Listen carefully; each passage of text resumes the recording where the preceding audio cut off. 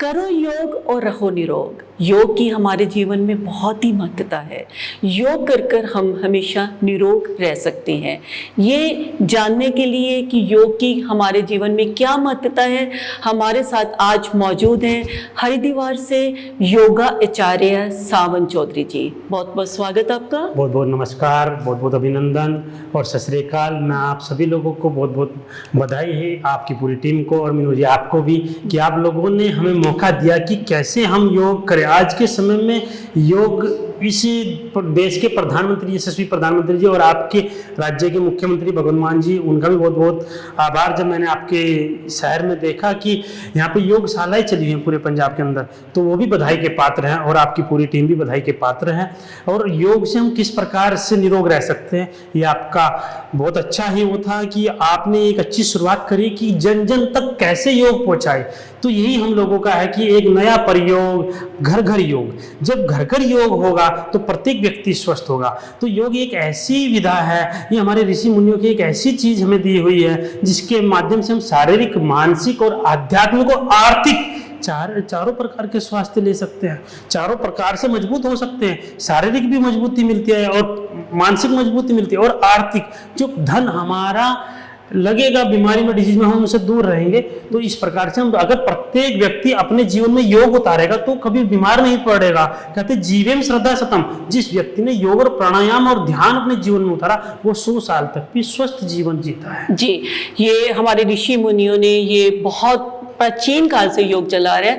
पर अगर हम नौजवान पीढ़ी की बात करें तो वो जिम या और एक्सरसाइज में ज्यादा दौड़ते हैं और योगा को एक बहुत ही वो मानते हैं कि ये तो बुजुर्गों का है। तो आप उनको क्या कहना चाहते हो? देखो, मैं तो खुद एक युवा हूँ और ये भारतवर्ष 65 करोड़ युवाओं का देश है। और मेरा मानना ये है कि जो जिम है वो 200-150 साल या अंग्रेजों की दी हुई पद्धति है। हम लोगों का मूल जो है, देखो जी, अगर हमारा जो मूल है, हमारा जो संस्कृति है वो योग है। योग तो सब चीजें हैं, एक्सरसाइज नहीं। लोग योग एक्सरसाइज मान लेते हैं लोग कि एक्सरसाइज कर लिया, हमने योग कर लिया। लेकिन आसन तो तीसरे नंबर का है। उससे पहले तो यम, नियम, आसन, प्राणायाम, प्रत्याहार, धारणा, ध्यान, समाधि।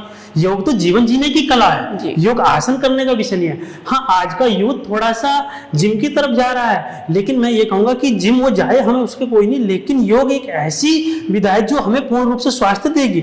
अगर सपोज दैट मुझे कोई प्रॉब्लम है, मुझे डायबिटीज है, क्या जिम मेरी डायबिटीज हटा देगी? नहीं हटा सकती। योग हटा सकता है, योग सौम्य बना सकता है, योग जीवन जीने की कला दे सकता है। और आपने देखा होगा कि योग ही एक ऐसा था जिसके माध्यम से अभी महामारी आई पूरे विश्व में, लेकिन योग भारतवर्ष का प्रत्येक व्यक्ति योग और प्राणायाम से जुड़ा हुआ था। तो कोविड में हम लोगों ने बहुत अच्छे रिजल्ट पाए प्राणायाम के। जिन लोगों की बहुत अच्छी डीप ब्रीदिंग थी, 45 मिनट्स की होल्डिंग थी, वे लोग स्वस्थ रहे।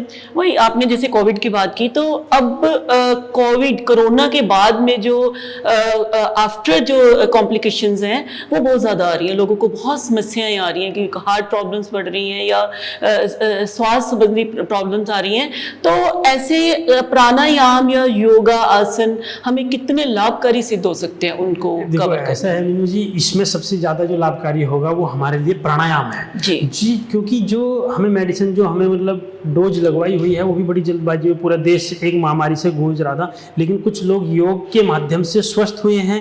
और जो अगर आज भी कुछ लोगों को हार्ट की समस्या आ रही है, कुछ को और बहुत सारे कॉम्प्लिकेटेड सारे, मुझे मेरे पास अभी कुछ लोग आए थे कि उन्होंने बहुत अलग अलग प्रकार की प्रॉब्लम्स आ रही, तो उसके लिए सबसे ज़्यादा जरूरी है प्राणायाम। तो हम लोगों ने कहते हैं कि हम लोगों का जो जीवन होता है ना, वो दिनों में नहीं होता, वो श्वासों में होता है, प्राण में होता है। कहते हैं जब किसी के भाई इसका श्वास निकल गई तो समझो श्वास संरक्षण पक्का। तो हमारे लिए प्राणायाम ज्यादा उत्तम है। तो प्रत्येक व्यक्ति ने रोज 25 से 30 मिनट प्राणायाम करना चाहिए। जो व्यक्ति 25 से 30 मिनट प्राणायाम करेगा उसे इसी प्रकार की कोई भी श्वसन से संबंधित कोई समस्या ही नहीं रहेगी। और कोविड तो था ही पूरा श्वसन के माध्यम से।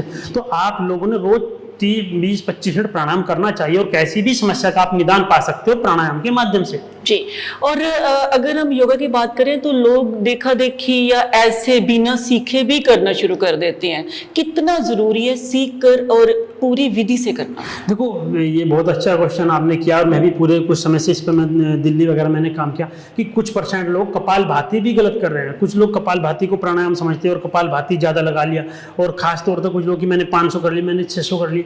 पहले तो हमें समझना है कि कपालभाति एक शोधन क्रिया है, कोई प्राणायाम नहीं। प्राणायाम हमारे कुछ अलग अलग हैं। तो हम लोगों ने क्या करना है कि पहले योग को सही से सीखें, और जब सही से सीखेंगे तभी सही करेंगे। थोड़ा करें, सही करें, वो ज़्यादा महत्वपूर्ण है। एक्सरसाइज कर ली, ज़्यादा योगा कर लिया, या आपने 2 दिन कहीं यूट्यूब पर देख लिया और आप योगा इंस्ट्रक्टर बन गए, तो आप अपना जीवन भी किसी अशिक्षित व्यक्ति के हाथों में ना दें, और आप भी किसी के जीवन को बनाने के अधिकारी हो, मिटाने के अधिकारी नहीं। उसे सही ज्ञान दे और सही योग कराएं, तभी उसका लाभ है जी। और अगर योग की बात करें तो कौन सा टाइम उचित है, सुबह शाम किस टाइम करना चाहिए, और क्या विधि, मतलब खाना खाने से कितनी देर पहले करना चाहिए? वैसे तो सबसे उत्तम समय बताया गया है कि ब्रह्म मुहूर्त का ही है, सुबह ही योग करना चाहिए, क्योंकि योग जब सुबह ही होता है तो व्यक्ति शाम को खाना खाने के बाद जब सुबह ही दैनिक कार्य अपने करता है तो उसके बाद में खाली पेट होता है, और योग जितना खाली पेट करेंगे उतना अच्छा है, सुबह ही करना चाहिए।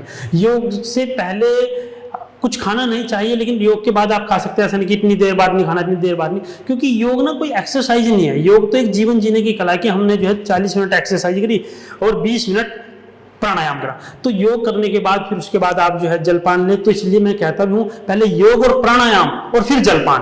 तो पहले योग और प्राणायाम हमें सुबह करना चाहिए, उसके बाद हमने जो है कोई भी जलपान लेना चाहिए, क्योंकि एक नया प्रयोग है, घर घर योग है। और इसी चीज को मद्देनजर रखते हुए हमारी भी पूरी टीम लगी हुई है, काया योग की पूरी टीम लगी हुई है, और इसमें हमारे MD बिंदु जैन जी, उनका हमें बहुत सहयोग मिला। तो जिस वजह से हम पूरे के पूरे, हमारा टारगेट यह है कि हम अगले 1 साल तक मतलब एक नया प्रयोग ऐसा करें कि प्रत्येक व्यक्ति योगी बने, घर घर योग पहुंचे। बिल्कुल।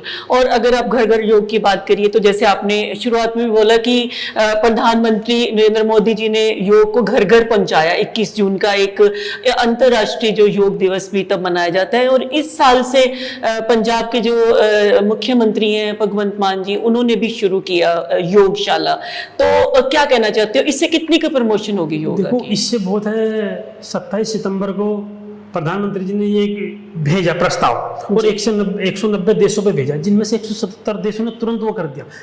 और 11 दिसंबर में ये प्रमाणित हो गया कि हाँ भाई, योग इंटरनेशनल योग डे 21 जून को मनाया जाएगा।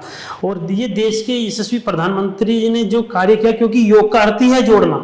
योग का अर्थ परिवार को जोड़ना, देश को जोड़ना, आज पूरी दुनिया को जोड़ना योग का अर्थ था। तो 177 देश अगर आज जुड़े हैं तो भारत की ही सामर्थ्य थी, वो ऋषियों की ही सामर्थ्य थी। और इसके लिए केंद्र सरकार, यशस्वी प्रधानमंत्री जी, और पंजाब सरकार भगवंत मान जी में भी साधुवाद, उन्होंने बहुत बहुत बहुत बहुत आभार उनका। और मैं तो कहूँगा कि उन्होंने ऋषि परंपरा को आगे बढ़ाया, उन्होंने योगशालाएं चलाई, तो प्रत्येक व्यक्ति स्वस्थ होगा। तो ये एक अच्छी शुरुआत है। इसके लिए इनसे दोनों लोगों को, केंद्र सरकार को, राज्य सरकार को, ये आगे बढ़ के आए तो बहुत बहुत साधुवाद है। मेरा तो यही मानना है कि मैं माँ गंगा से प्रार्थना करता हूँ कि इन्होंने बहुत बहुत यशस्वी दोनों लोग बड़े ही अच्छा कार्य किया, कि जिससे कि प्रत्येक व्यक्ति स्वस्थ हो। और इसके लिए बहुत बहुत धन्यवाद इन दोनों लोगों को, बहुत बहुत साधुवाद। जी बिल्कुल। और हम भी यही चाहेंगे कि घर घर योग पहुंचे, और ताकि सभी लोग जो है वो निरोग रहें। आचार्य जी, आपका बहुत बहुत धन्यवाद। जी जी, बहुत बहुत नमस्कार, बहुत बहुत धन्यवाद आपका और आपकी पूरी टीम का। हम काया योग की तरफ से और हमारी ओर से बहुत बहुत धन्यवाद, बहुत बहुत आभार।